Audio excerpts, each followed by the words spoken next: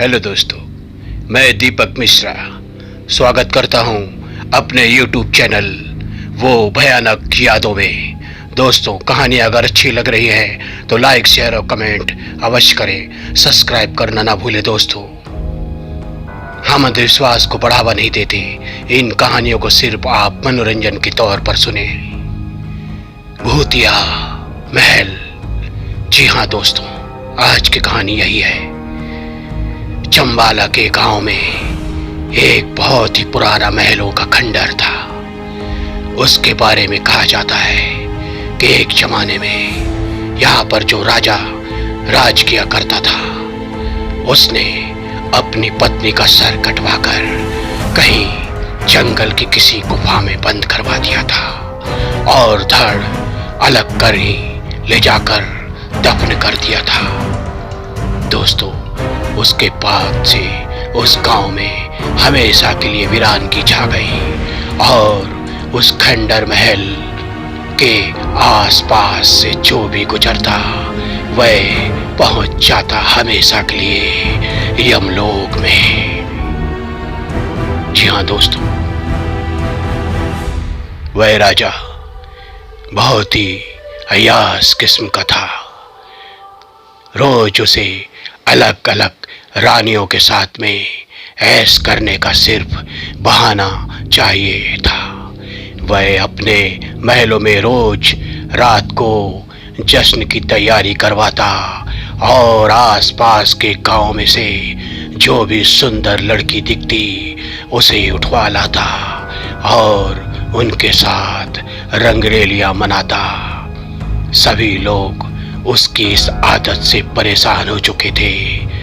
मंत्रियों ने इतनी हिम्मत जुटाई कि एक बार सेनापति से कहा कि आप तो बहुत ही पुराने और वफादार हैं, एक बार महाराज को समझाते क्यों नहीं। बड़ी हिम्मत जुटाकर महामंत्री ने जब राजा से यह कहा, महाराज प्रणाम स्वीकार हो।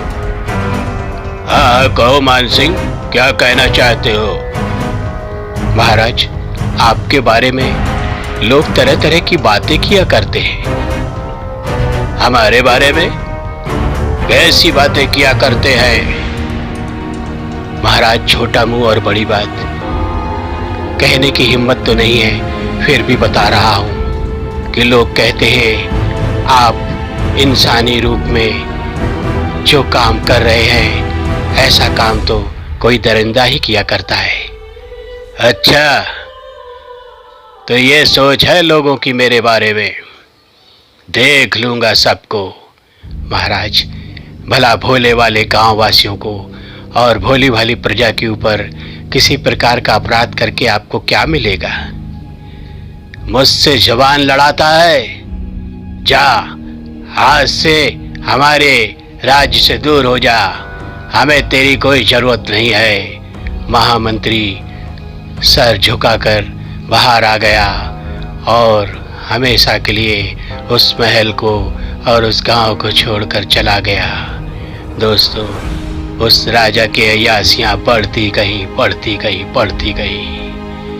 उसकी पत्नी जब अपने मायके से लौटी, जो कि कई सालों से उसकी आदतों की वजह से अपने मायके गई हुई थी, जब वापस आई और उन्होंने भी समझाने की कोशिश की तो राजा ने उससे कहा, अपनी हद में रहो महारानी।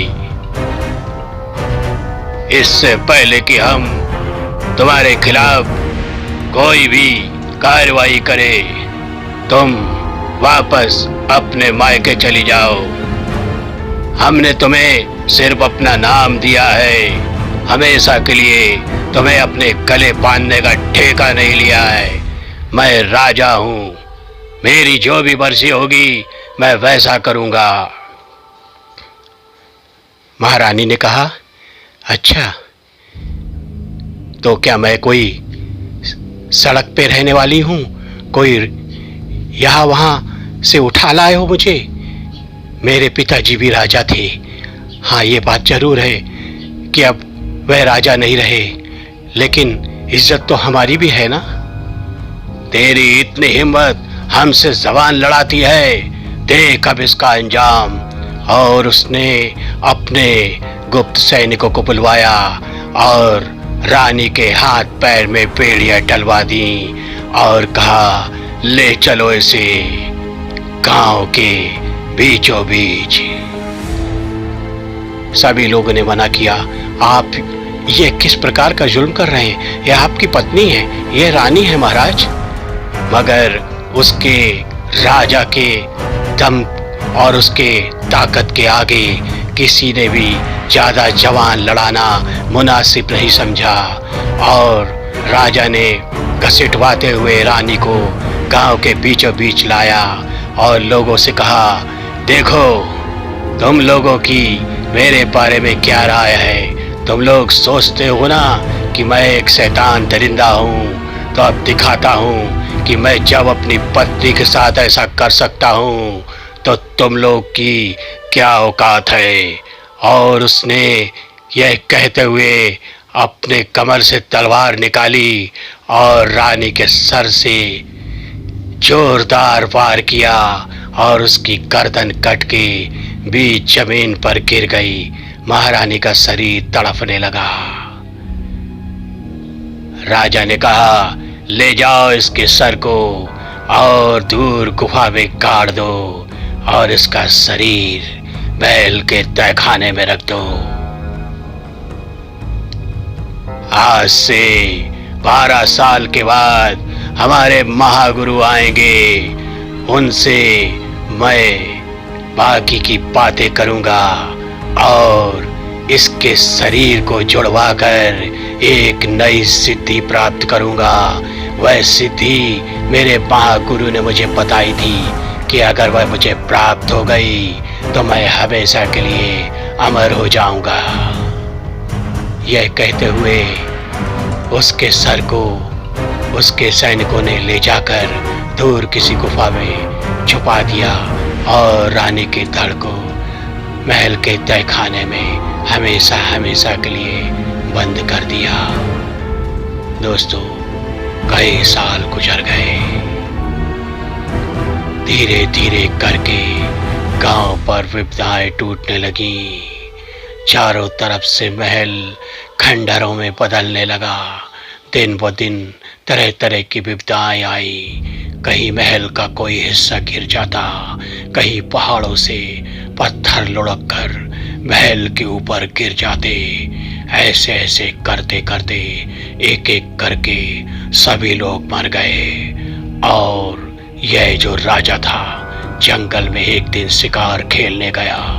एक भूखे शेर ने इसके ऊपर हमला कर दिया और राजा को चीर फाड़ के रख दिया।